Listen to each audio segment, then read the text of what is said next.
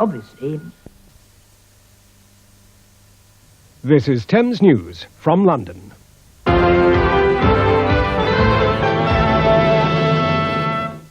Good evening. The local election count is now well underway across the Thames region, and results will start flowing in during the next couple of hours.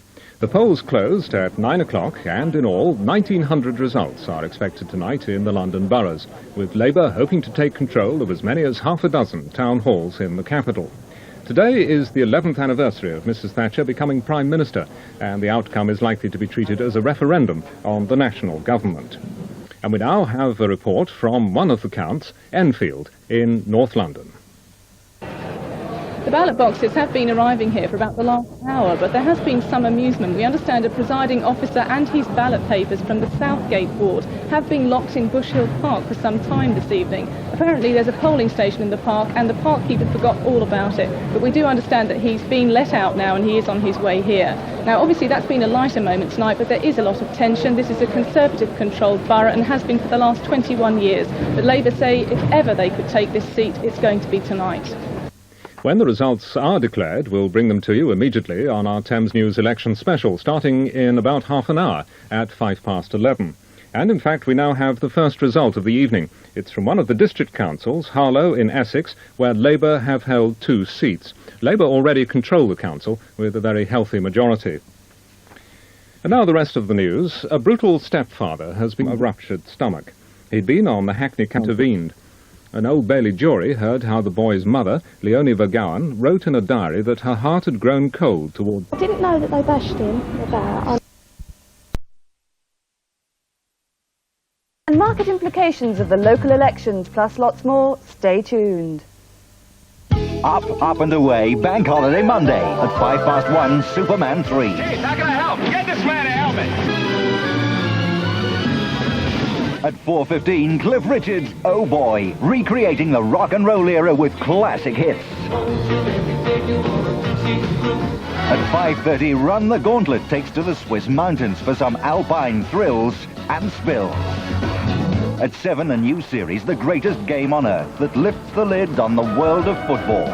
At 8:30, Michael Aspel reveals all. Just to remind you about a very special edition of This Is Your Life. At 9:30, Trading Places. It looks just like the dude that had me bust. That's my car! A star lineup for Bank Holiday Monday on ITV.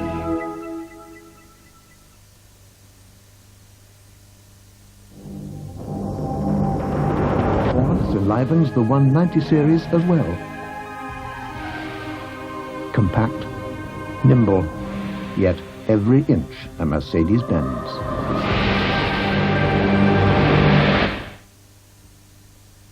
Hello there. I'd like to tell you about a range of delicious ready meals that don't contain any meat.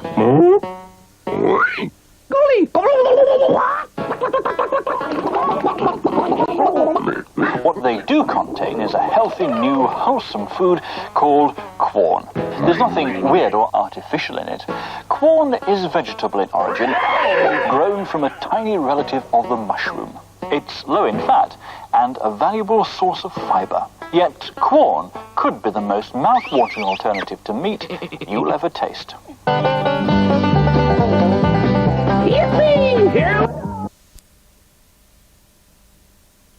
I know these are sensitive and difficult matters, and we can't be told everything, of course, because inevitably some of what happens must be done in secret. But I certainly think, and I'm sure the overwhelming majority of the British people think, that the government should be perhaps doing more, making more efforts than it is now to get our own citizens released. Is there another view? Gentleman on the end there. I think it was an ill-conceived plan to send Terry Waite out there in the first place, and I'm quite sure that the Archbishop and the Church of England regret that very much. Well, I think that's going back and also going off the point, if I may say so. Modernising short-range nuclear missiles. The cuts affect Lance missiles and short-range nuclear artillery shells, mainly based in West Germany. The news came as NATO foreign ministers held an emergency meeting in Brussels.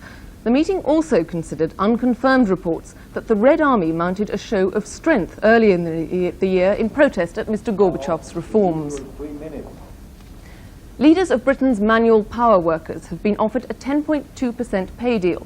The offer, which now has to be put to a ballot, means an average increase of £20 per week. Markets now. There was little activity as dealers awaited the outcome of the local elections in Britain, and tomorrow's should go sooner rather than later. How would the market react to that? I think that's an interesting one. I suspect that overseas investors here would behave really very differently from domestic investors. Abroad, Mrs. Thatcher is still God, King and everything combined, and if she were to go, I think they would be very wary of sterling. I think we'd see sterling sold down quite aggressively. Domestic investors initially would be wary, I think, but there are some who are beginning to think that without Mrs. Thatcher, the Conservatives would have more chance of winning the election, and they might actually even be encouraged. The other side to that question is just how successful Labour has been in selling itself to the city. Yes, I think Labour's been very successful with the economy. The markets. I think that's right. The key thing will be sterling. What sort of pressure are we likely to see on sterling? It's so difficult to tell. I think there's an interaction between the politics and the economics here. If it was quite clear that the economy was responding well to treatment, I don't think that the political worries would be all that serious. It's the fact we've got those, plus probably a very bad inflation number coming up, that creates the problem. I suspect that if we do get bad results and bad inflation, we'll see sterling coming under pressure. Then the issue for the government will be whether or not to put up base rates. And can you see that happening? How far would sterling have to fall before they would be forced into such action? I don't think it's so much a question of the level, but rather the speed and their assessment of what's going on in the economy. But my judgment would be that things would have to be really very dire indeed to persuade the Chancellor to put up base rates. What's likely to happen in the equity market then? Are we going to see movement there, or is that likely to be a sort of wait-and-see attitude? I think wait and see, but the most important thing will be sterling.